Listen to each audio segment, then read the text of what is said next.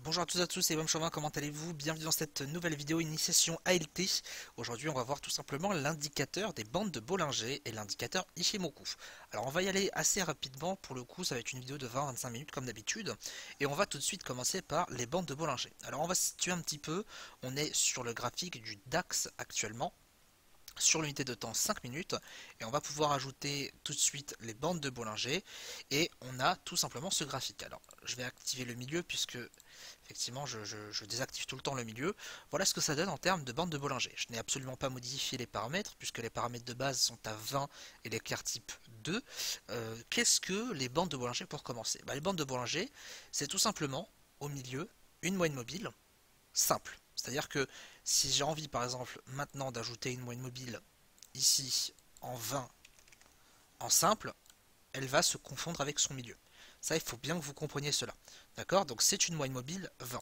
On va voir justement ce que dit la description. Les bandes de Bollinger sont des enveloppes obtenues grâce à une moyenne mobile au-dessus ou en dessous de laquelle on trace deux enveloppes à une distance de n écart type. Donc effectivement l'écart type moyen, l'écart type de base sur cet indicateur est à 2. Le premier paramètre est le nombre de jours pour la moyenne mobile, donc ça c'est une moyenne mobile complètement classique, la moyenne mobile 20 périodes en simple, et les bandes de Bollinger s'ajustent elles-mêmes en fonction de la volatilité du marché. Ainsi, 95% des cours doivent se trouver à l'intérieur de ces bandes si l'on suppose qu'on suit une loi normale. L'aspect pratique, les bandes de Bollinger constituent des zones fortes de soutien et de résistance lorsque le marché est sans tendance. Quand l'écart entre les deux enveloppes baisse, après avoir augmenté, la tendance s'essouffle. Donc ça c'est une explication assez théorique pour le coup de Pro Time. Et on va tout de suite vous expliquer comment clairement elles sont constituées, quelles informations elles vous donnent et tout simplement comment les trader. Alors, il faut savoir que sur les bandes de Bollinger, vous pouvez identifier trois types de tendances sur l'indicateur. Premier mouvement, premier setup, c'est tout simplement les bandes de Bollinger dans cette période et cette période. Vous pouvez le voir juste ici. Si je prends la bande supérieure et la bande inférieure, eh bien effectivement elles sont extrêmement serrées. En général, vous allez justement avoir des bandes de Bollinger, juste ici, qui vont être très plates. Elles vont être plates et elles vont être extrêmement rapprochées du cours. Vous le voyez juste ici sur cet exemple, très rapprochées, très serrées du cours. Et dans cette tendance-là, donc on appelle la phase 1, donc il y a différents types de phases, mais la phase 1 c'est celle-ci. La phase 1 c'est vraiment bande de Bollinger compressée. Donc on appelle ça aussi un setup de compression. Phase 1, compression, c'est lorsque la bande de Bollinger est vraiment serrée autour du marché, et ça traduit tout simplement qu'on a un marché qui n'a pas de tendance, on indique que c'est un marché en range. Voilà pour cette phase numéro 1. La phase numéro 2, qu'on appelle aussi une phase d'impulsion, c'est ce qui va suivre tout simplement la phase numéro 1. Lorsque vous avez justement avoir un range, à la sortie du range, naturellement, qu'est-ce qui se passe? Enfin, de manière normale, qu'est-ce qui se passe? Vous allez avoir des gros mouvements, une tendance qui va se créer et hop, vous avez beaucoup de flux. C'est la phase d'impulsion. Donc on va vraiment avoir une impulsion. Vous voyez qu'ici, hop, vous avez en gros, hein, c'est ce qu'on peut détecter. Vous pouvez prendre un rectangle, imaginons. Vous prenez le haut et la bande de Bollinger quand elles étaient serrées. Vous attendez que ça sorte et vous pouvez voir que, eh bien, il va y avoir une bougie qui va sortir de sa bande de Bollinger, donc il va casser à la clôture les bandes, donc les extrémités, et à la suite, de manière théorique, eh bien, le marché va avoir une impulsion assez importante et le marché va tout simplement retrouver, ou en tout cas continuer sur une tendance. Donc ça, c'est vraiment ce qu'on appelle la phase d'impulsion. Et enfin, on a la phase 3. Donc on rappelle, je vais noter ici sur l'écran en même temps, phase 1, tout simplement, eh bien nous avons la phase de rétrécissement, d'accord? Donc on appelle ça la compression. Phase 2, l'impulsion. Et la phase numéro 3, eh bien c'est un petit peu le retour à la normale. entre l'impulsion et la compression, c'est tout simplement la distribution. Donc là, concrètement, il faut savoir que vous avez ici des opérateurs qui vont commencer à ouvrir des positions. L'impulsion, lorsqu'il va y avoir peut-être plus d'acheteurs que de vendeurs, ou dans le cas concret qu'on en a devant vous, eh bien, qu'il va y avoir plus de vendeurs que d'acheteurs. Et par la suite, vous allez avoir votre setup de distribution, où tout simplement le marché va revenir à la normale. Et comment ça se traduit? Eh bien, tout simplement, sur le graphique, on peut voir que votre bande de Bollinger ici, on l'a vu, elle explose. Donc la bande de Bollinger supérieure, elle part à la hausse. La bande de Bollinger inférieure, elle part à la baisse. Donc elles vont vraiment à l'extrême opposé. Et ensuite, vous voyez que la bande de Bollinger repart. Hop, la parabole revient sur eh bien, la phase numéro 1, la phase de compression. Donc c'est vraiment un cycle. On a vraiment ce système de phase 1 pour la phase 2, fin de phase 2, phase 3. Phase 3, ça va nous redonner la phase 1. C'est vraiment un cycle complet. La preuve, on pourrait voir ça justement ici. Vous voyez que donc on pourrait mettre lorsque le marché était vraiment collé. Ah, effectivement, vous voyez que ça marche pas tout le temps, c'est tout à fait normal, hein. C'est pour ça que je vous dis théoriquement, voilà comment ça fonctionne. Vous avez une phase d'impulsion ici, tout de suite après, hop, ça repart à la baisse. Donc phase d'impulsion, numéro 1. Ensuite, à cette cassure, phase d'impulsion. Et vous avez ensuite les bandes de Bollinger, juste là, qui se retournent, hop là, et qui redeviennent un petit peu plates. Et vous avez du coup cette phase numéro 3, la phase de distribution, le retournement du marché. On pourrait même raccourcir un petit peu, puisque après cette phase numéro 3, on a de nouveau, juste là, vous voyez les bandes plates, la phase numéro 1, pour ensuite déboucher sur, ici, cassure de la bande supérieure, la phase numéro 2. Retournement, ici, phase numéro 3. On l'a vu juste là, phase numéro 1, etc., etc. Donc vous voyez que c'est vraiment un marché cyclique. On a vraiment ces cycles à chaque fois, 1, 2, 3, 1, 2, 3, etc., etc. On a vraiment genre une compression, on sort de cette compression, on a le mouvement, on retourne, phase de distribution, et on repart. On est tout serré, phase numéro 1, etc., etc. C'est ça qui est vraiment extrêmement intéressant avec les bandes de Bollinger, c'est qu'elles nous donnent ces informations-là. Et vous allez pouvoir justement éviter de prendre n'importe quel marché, puisque en fonction justement de l'état de votre marché, vous allez justement pouvoir savoir tout simplement à quel moment vous allez pouvoir trader. Et ça, lorsqu'on connaît ça, ça va vous donner un avantage immense. À savoir que pour bien trader, par exemple sur ce graphique là, pour bien trader, je dis vraiment pour bien trader, il faudrait idéalement que vous tradiez cette phase là,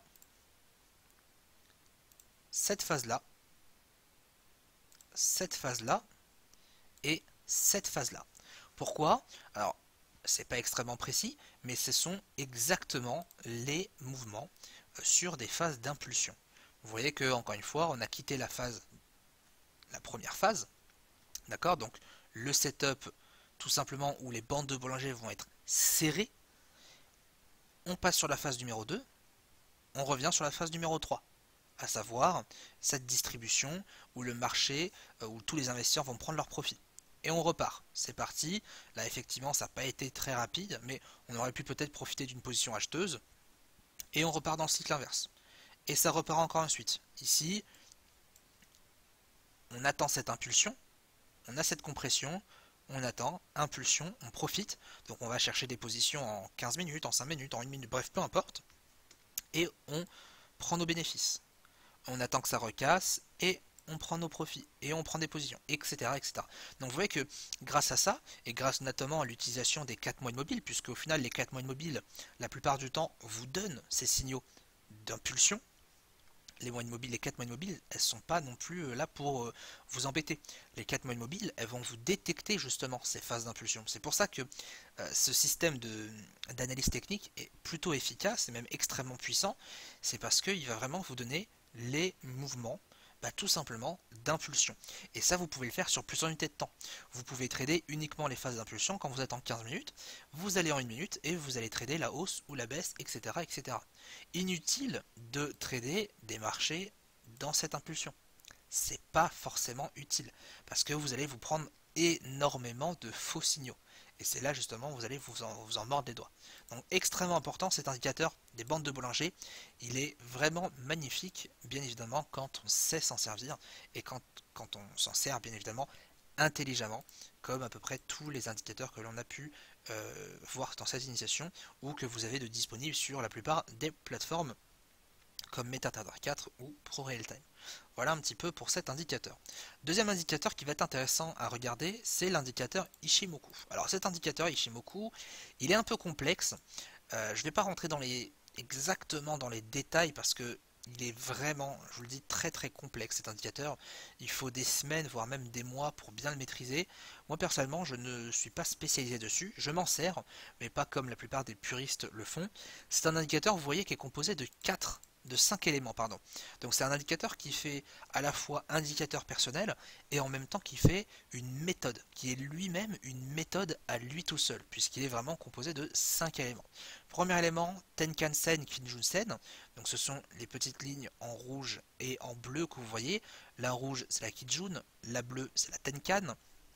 On a la Shikun Span, qui est tout simplement cette grande ligne marron, et les Senku Span A, Senku Span B, qui sont tout simplement les nuages.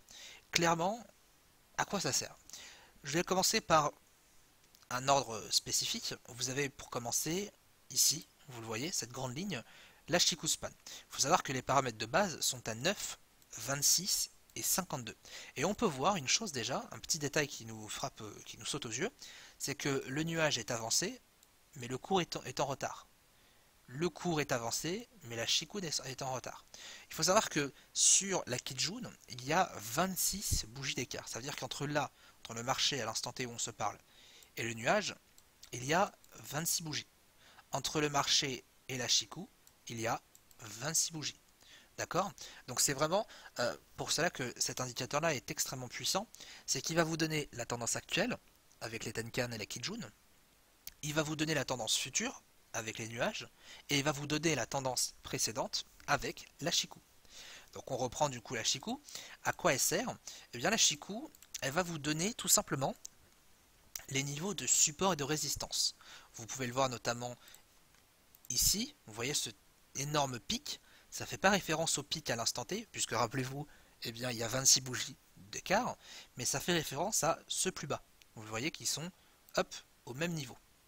Ce plus bas là, il est considéré comme un plus bas extrême, et la Chikou le repère. Ici, ce plus haut là fait référence à ce plus haut ici, qui fait en même temps lui référence à ce plus haut de ce matin. Vous voyez que ce niveau là, ça veut tout simplement dire que lorsqu'on rebondit plusieurs fois dessus, il va effectivement y avoir une importance capitale. On pourrait au final tracer une zone autour, juste ici, de tous ces rebonds de la Chikou.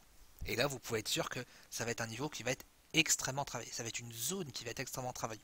Donc pour notre travail de zone notamment, ça peut être extrêmement intéressant et ça va vous remplacer justement le fait de regarder uniquement le graphique parce que grâce à ça, vous pouvez prendre en appui les niveaux de la Chikou.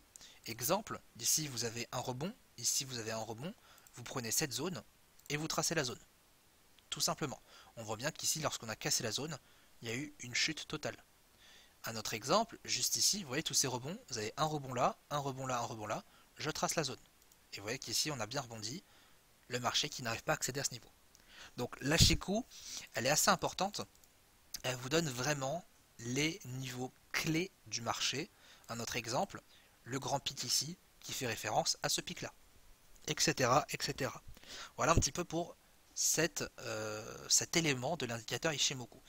Le problème d'Ichimoku, c'est que vous voyez qu'il est assez confus à comprendre et à analyser. Vous voyez qu'il y a énormément d'indicateurs et c'est vrai que c'est pas facile lorsqu'on commence avec Ichimoku d'avoir aussi peu de visibilité. Pour l'exemple, je vais enlever du coup la Chikou vu que maintenant on l'a étudié. Deuxième élément, les nuages Ichimoku. Les nuages Ichimoku, ce sont deux nuages, bleu ou rouge. Alors ça c'est moi qui ai modifié les couleurs bien évidemment. Vous avez dans clic droit, propriété, vous allez juste aller ici et vous pouvez effectivement changer les couleurs. Il me semble que de base c'est rouge et vert si je dis pas de bêtises. Et les nuages, ils vont vous donner la tendance future. Alors pas à tous les coups bien sûr, mais il va vous donner clairement ce qui peut théoriquement se passer selon l'étude des prix sur les valeurs précédentes. On rappelle encore qu'il y a 26 bougies d'écart. Le but d'un nuage, c'est de savoir si lorsqu'on est en dessous, on est vendeur, lorsqu'on est au-dessus, on est acheteur. C'est un petit peu comme une moyenne mobile, on va s'orienter grâce à ça. Et je peux vous dire deux choses sur ces nuages, deux éléments. Premier élément, c'est que lorsqu'on est à l'intérieur du nuage ou d'un nuage Ishimoku, eh bien, il n'y a jamais eu autant, on va dire, d'hésitation sur la tendance. Lorsqu'on est vraiment dans un nuage Ishimoku, on ne sait vraiment pas quoi faire. Et deuxième élément, les plats de nuage Ishimoku. Lorsqu'un nuage est plat, aussi bien sur le haut que sur le bas, donc en général c'est dans la tendance inverse, dans une tendance baissière, le plat va se situer en haut, dans une tendance haussière, le plat va se situer en bas. Le plat du nuage Ishimoku traduit d'un niveau clé, d'un futur niveau clé, d'un ancien niveau clé, et d'un marché en range. Voilà, donc vous voyez que Ishimoku, il peut être extrêmement intéressant lorsque vous avez vraiment toute la connaissance sur cet indicateur-là. C'est pour ça que je vous ai dit, je ne vais pas rentrer dans les détails parce que moi-même, je ne m'y connais pas à 100% sur cet indicateur-là. Certains sont spécialisés là-dessus pour vous dire à tel point que cet indicateur est magnifique. Mais il y a vraiment encore beaucoup de choses à faire là-dessus. Donc à partir de là, il va falloir arriver à analyser sur ces niveaux. Donc maintenant qu'on a regardé les nuages Ishimoku, je le rappelle que l'utilité principale c'est vendeur en dessous, acheteur au-dessus, donc en termes d'analyse technique pour définir on va dire un sens prioritaire, comme on l'a dit, on va pouvoir mettre tout ça en invisible et supprimer tout ça, et il ne nous reste plus que la Tenkan et la Kijun. Alors à quoi ça sert? La Kijun, je vais commencer par la Tenkan. La Tenkan c'est une simple moyenne mobile, il n'y a rien à dire. La Tenkan c'est une moyenne mobile 9, qui est un petit peu modifiée, vous pouvez le voir. Et la Kijun c'est tout simplement un niveau de Fibonacci. C'est un niveau Fibonacci, c'est un indicateur qui est assez intéressant. C'est un indicateur qui va vous permettre de définir selon le nombre d'or certains niveaux. Et bien, cette Kijun là, elle va vraiment vous permettre d'identifier elle aussi une tendance. C'est pour ça que je ne vais encore une fois pas rentrer dans les détails. Vous avez énormément d'articles sur internet qui parlent de cet indicateur là, mais globalement, voilà comment on s'en sert. La logique voudrait que, en tout cas, la logique de base de cet indicateur voudrait que lorsqu'on a un croisement entre la Tenkan et la Kijun, on prenne position. Exemple, juste ici, je vais les mettre en plus gros pour que vous puissiez voir, parce que effectivement c'est pas évident avec le marché. La logique voudrait que lorsqu'on casse la Kijun à la baisse, on a une position vendeuse. Lorsqu'on casse la Kijun à la hausse, on a une position acheteuse. Et inversement, position vendeuse, position acheteuse, etc. etc. etc. Alors vous voyez bien que ça ne marche pas à 100% des cas, juste ici, mais il y a quand même quelque chose d'intéressant. Les cassures, bien évidemment, doivent se faire prioritairement dans l'ensemble, dans le sens de la tendance. Je m'embrouille un petit peu. Elles doivent se faire dans le sens de la tendance. C'est pour ça que les nuages Ishimoku, rajoutés justement à ça, donc si je supprime l'indicateur et je le replace pour avoir les nuages, je vais enlever la Shikun, je vais mettre ça hop, juste ici. Vous voyez que si je vais, on va dire, mettre en avant les croisements baissiers dans le sens du nuage Ishimoku, je peux effectivement avoir des positions intéressantes.